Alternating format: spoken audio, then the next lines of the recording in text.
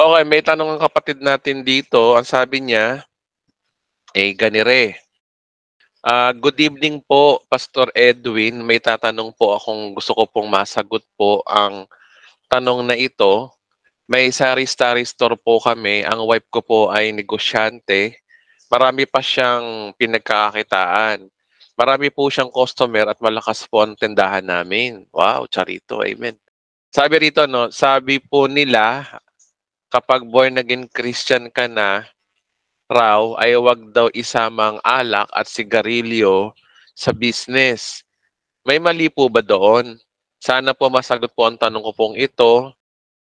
Salamat po, Charito. Gusto ko po kayo makilala. Personal po. Ay, salamat. Okay mga kapatid, din itong tanong na ito. Ang tanong dito meron daw silang negosyo, tindahan. Siguro iba nakaka-relate dito na may mga tindahan dito. Ang tanong kasi dito ano ba, masama ba o kasalanan ba na magbenta ng sigarilyo o alak? Kasi nga alam niyo naman na ang sigarilyo ay alak, identified yan sa mata ng tao na ito ay bisyo. Yan. Nahuhusgahan agad yung word na alak o pag sinabing sigarilyo, alak, ang una kagad pumapasok sa isipan natin ay masama kasi alak eh. So ang sagot ko rito mga kapatid, ah ang Diyos po ay sa panahon natin ngayon, lalo tayo mga Kristiyano, ang sabi sa Romans chapter 8 verse 1 na there's no condemnation in Christ Jesus. Wala nang kahatulal, wala nang pagpaparusa ng Diyos sa atin. As long na merong kayong tindahan, yan naman masama kung magtinda ka ng sigarilyo at alak. Bakit? Mawawala ba ang kabanalan mo? Di ba? Anong merong kaisipan ang ibang mga born again Christian na masama magbenta ng alak? Una, si Jesus Christ nga gumawa ng alak eh. Yung kasalan sa Kana, gumawa siya ng alak. Tapayan yung tubig, ginawa niyang alak. Oh. Pangalawa, ano masama sa alak? Alam niyo kung ano problema? Tingin kasi nila, maglalasing. Sabi daw sa Bible, masama maglasing. Pero teka muna, paano mo na-connect kagad na ang paglalasing sa pagbebenta ng alak? Tandaan niyo to mga kapatid, no? As long na hindi pinagbabawal ng batas ang pagbebenta ng alak at sigarilyo, bakit hindi niyo pwedeng isama sa negosyo niyo? Business po yun eh. Pinagpala po ng Diyos yung business natin. Pati ba naman ba pagtitinda natin ng mga bagay na malilit na bagay? Papatulan pa ho ba ng Diyos yun? I don't think so. Sa nagtanong na to mga kapatid, wala pong masama magtinda ho ng alak at sigarilyo. Ang masama po, magbenta ka ng shabu. O kaya mag-prostitution.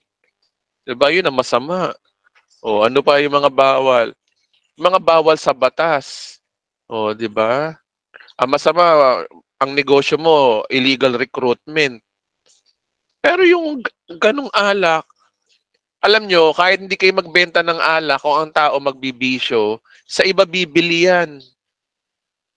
Kapag ang tao ay gusto niyang magbisyo, wala kayong magagawa doon. Ano mo, kukontrolin mo ba? Diyos ka ba para kontrolin mo ang tao na hindi ako magbebenta ng alak kasi maraming bibiling alak, maraming magkakaroon ng bisyo. Ganun ba ang Wala ka rin magagawa kahit hindi ka magbenta ka ng alak o hindi, may bibili at bibili pa rin ng alak.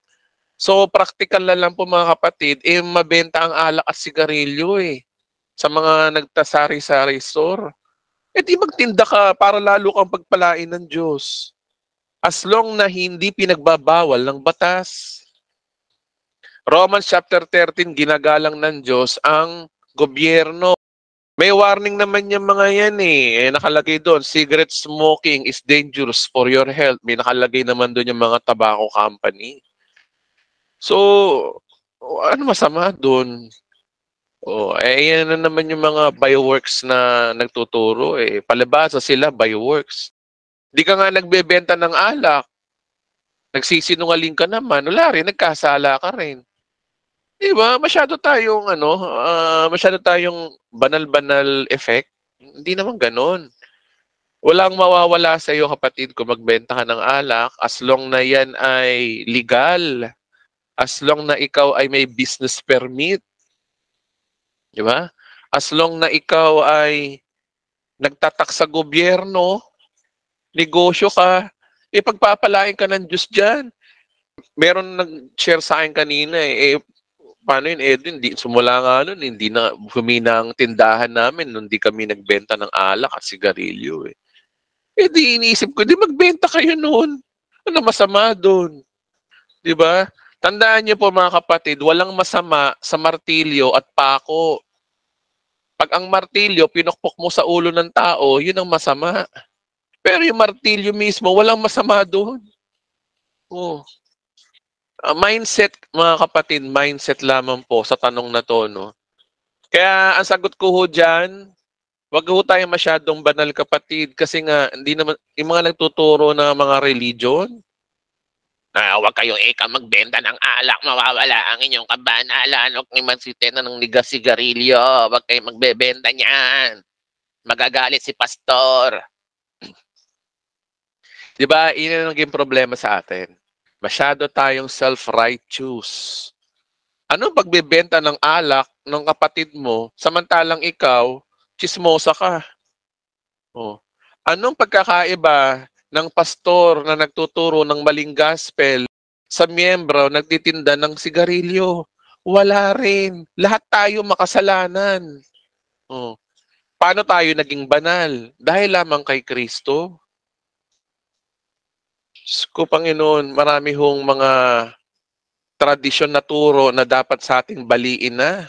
Ang ano lang naman ho dito, understanding, malakas na pangunawa. Kinahon tayo ng religion.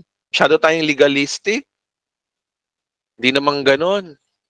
Okay, so ang sagot ko dyan, walang masama as long na hindi ka nagbebenta ng pinagbabawal na benta, as long na ikaw'y nagbabayad ng tax sa gobyerno, wala akong masama ho doon.